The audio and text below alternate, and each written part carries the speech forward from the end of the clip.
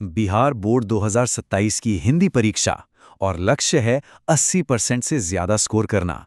अगर ये आपका भी गोल है तो बिल्कुल सही जगह पर हैं। हम क्या करेंगे?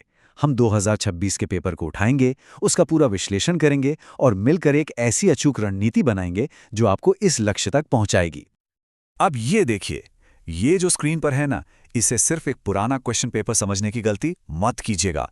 ये एक खजाना है, एक रोड मैप, एक नक्शा जो हमें सीधा हमारे 80% स्कोर वाले लक्ष्य तक लेकर जाएगा।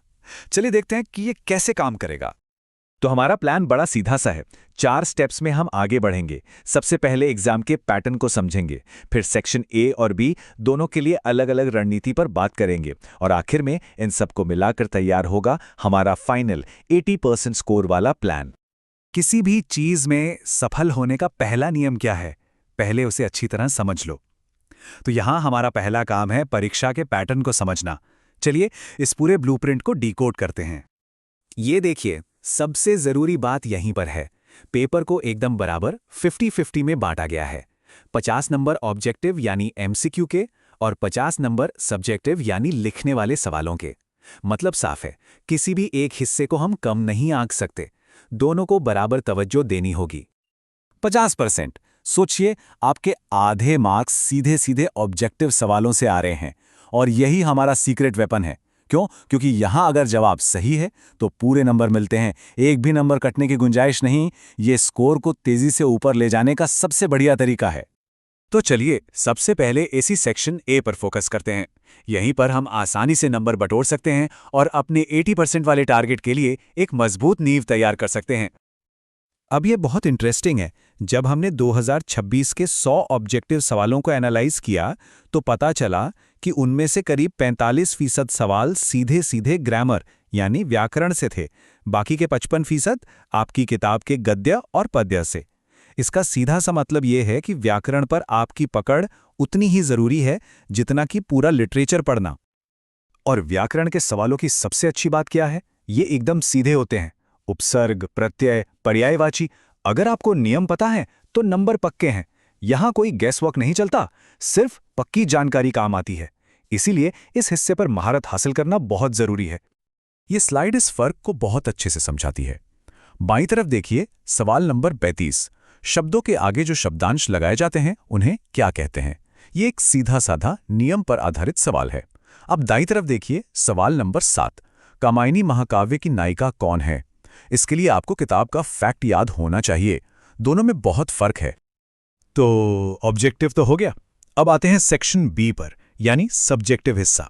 देखिए, सही रणनीति होना तो हम इस लिखने वाले सेक्शन को भी एक हाई स्कोरिंग मौके में बदल सकते हैं। सब्जेक्टिव पेपर को सॉल्व करने के लिए हम एक स्टेप बाय स्टेप तरीका अपनाएंगे। निबंध कैसे लिखना है, छोटे जवाब कैसे देने हैं, हर तरह के सवाल के लिए एक खास अप्रोच होती है और हम उसी पर बात करेंगे। ये देखिए, ये 2026 में पूछे गए निबंध के टॉपिक्स हैं। अब यहां एक गोल्डन रूल याद रखिए, हमेशा वो टॉपिक चुनिए जिसके बारे में आप सबसे ज्यादा जानते हैं।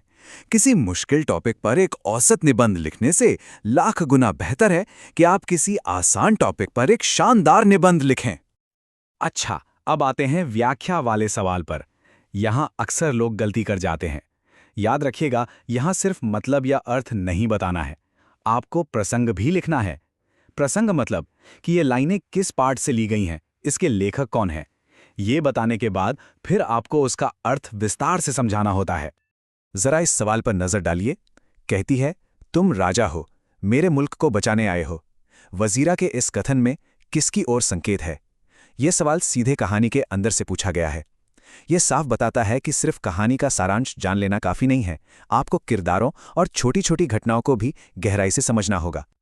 और जब बात हो छोटे सवालों के जवाब लिखने की, तो एक ही मंत्र है, टू द पॉइंट। कोई बढ़ती कहानी नहीं, जो पूछा है बस उसका जवाब 2 से 3 वाक्यों में दे दीजिए। यहां प्रिसिजन यानी सटीकता आपको पूरे 2 नंबर दिलाएगी।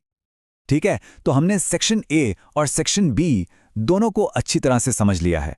अब वक्त है इन सारी बातों को एक साथ पिरोने का और एक सिंपल लेकिन पावरफुल मास्टर प्लान बनाने का।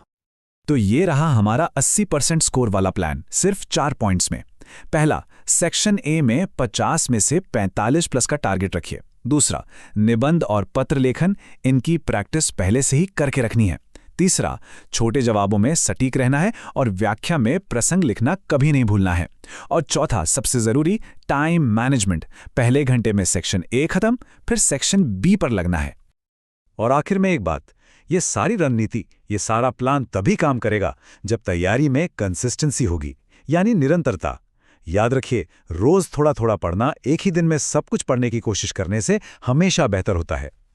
तो अब ये ब्लूप्रिंट आपके सामने है, रास्ता साफ है। अब सवाल ये नहीं है कि क्या करना है, सवाल ये है कि पहला कदम क्या होगा। क्या ग्रामर से शुरुआत करेंगे या फिर निबंध लिखने की प्रैक्टिस से?